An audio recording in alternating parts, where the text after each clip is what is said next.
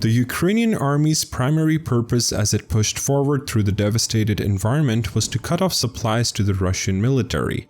And they have the know-how to pull it off. They advanced methodically and ruthlessly towards the enemy's rail line, the backbone of their transport network. Tensions ran high as they readied themselves to carry out their plan, which stood to have far-reaching effects for all sides of the fight.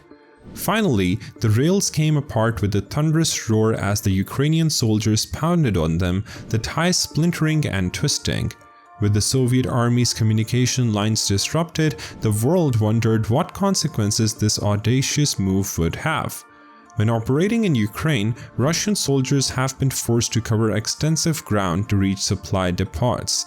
The lack of fuel has caused Russian armed personnel carriers to come to a halt on the shoulder of the road. In order to eat, soldiers search for food in supermarkets and convenience stores. The number of trucks leaving Kyiv is currently queued up like a traffic gridlock on a Friday night. The world has been riveted by images of Russia's struggle during the first week of its invasion of Ukraine, which has raised questions about the perceived invincibility of President Vladimir Putin's advanced military. One of its failures, however, can be traced back to something rather unremarkable: the railway crossing. Rail is the primary mode of transportation for the Russian armed forces, much like it was for the Soviet armed forces before them. In addition to this, they construct makeshift pipelines in order to transport oil and water to the front lines. On the other hand, in Ukraine, all of it must now be transferred by road, and the Russian army is perpetually short of the trucks that are necessary to do so, because in normal operations it does not require trucks. Logistics, and in particular a lack of access to rail transport, have played a significant role in thwarting the Kremlin's plan for a lightning strike invasion that would quickly overthrow the government in Kyiv. This is despite the fact that the armed forces of Ukraine have done a lot to thwart the plan. According to Alex Vershinin, a recently retired lieutenant colonel in the United States Army, those logistical issues can be fixed, and the stalling of a massive convoy north of Kyiv in recent days may even be partly a matter of choice as commanders regroup, learn lessons, and develop a new strategy for securing the capital. It was a personal conversation between the two of them. Recently, Putin made it crystal clear that he intends to allow his men the necessary amount of time to complete their mission. In televised remarks, Russia's leader stated that the special military operation in Ukraine was moving strictly according to schedule, according to plan. These words were made while the Russian leader was speaking to the National Security Council. Yet, according to Vershinin, a significant number of the challenges that the Russian armed forces are experiencing can be directly linked to the methods that are used to create them and resupply the units that are operating in the field.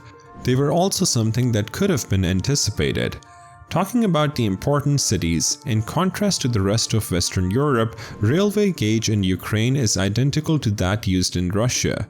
The infrastructure, however, cannot be used to bring supplies until forces control the towns that sit on it, particularly crucial junctions such as Kharkiv, Sumy, Chernihiv in the north, or Kherson, Mykolaiv, and Zaporizhzhia in the south. This is because those towns sit on the infrastructure. According to Vershinin, who was speaking from Virginia by telephone, the challenge for Russia is that its armed forces need to take control of larger cities in order to have access to the rail network. The other problem is that the Russians have not brought enough manpower, he continued. This is a concern on both sides, because this is such a large country. Every time they need to take a city, they also have to leave force behind to hold it, the narrator said. Because of this, the military is unable to yet run out temporary pipelines to provide fuel because they do not control the land and cannot rely on the locals to not destroy them. As a result, oil tankers have been transported by road, which places further strain on a resource that is already in short supply.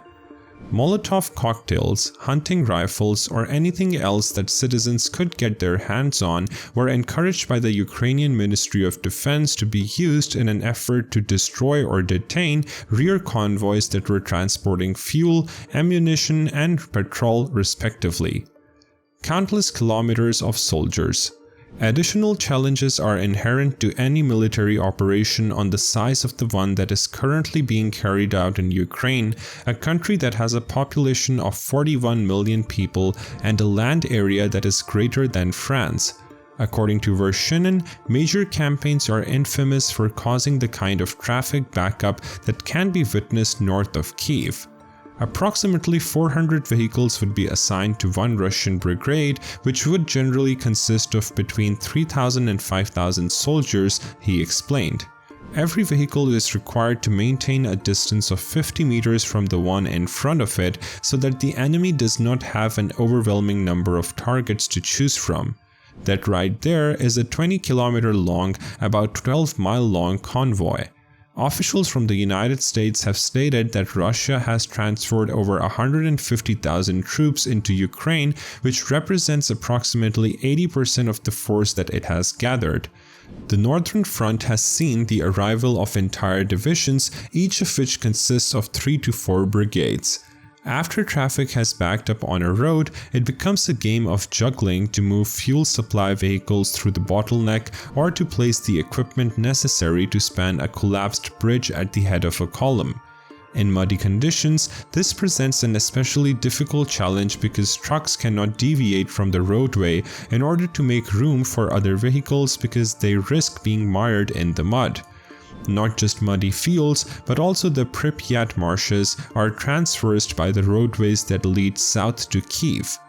In comparison to its NATO counterparts, Russia maintains a lower number of logistics battalions per combat unit for the purpose of moving material by road.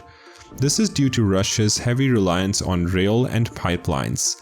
As a consequence of this, it only possesses enough trucks to effectively resupply units that are located up to 90 miles away from depot, as stated in an article that was written by Vershinin in November and that, in many respects, anticipated the delays.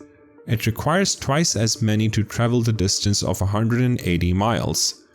The portent of worrisome events. When operating in Ukraine, Russian soldiers have been forced to cover extensive ground to reach supply depots. It does not necessarily constitute a failure, but it does indicate that there must be pauses in advance to allow supplies to catch up with the pace of the operation. Because of this, Russia has a unique challenge due to the fact that its armed forces are equipped with 3 times as many artillery pieces and multiple launch rocket systems as those of the United States military. According to the calculations of Vershinin, it can take as many as 90 trucks every salvo to reload simply the rocket launchers of the Russian army, of which there are many units currently stationed in Ukraine. According to Roger McDermott, a Russian military specialist at the Jamestown Foundation, which is a think tank in the United States, once Russian forces gain control of the railroads, they will be able to move fuel, ammunition, and equipment to the front much more efficiently. This prediction was made by the Jamestown Foundation. This points to even more difficult times ahead for the Ukrainian armed forces as well as the population who are on the receiving end of the conflict. According to McDermott, who also works at the Foreign Military Studies Office at Fort Leavenworth, Kansas, the Russian military has historically had a tendency to make early errors and then learn quickly from them, even though there is a mystifying lack of planning. Despite this, the Russian military has historically had a tendency to make early errors and then learn quickly from them. That's all we have for the video today. We will be right back. Don't forget to give this video a thumbs up and subscribe to our channel. Thanks for watching.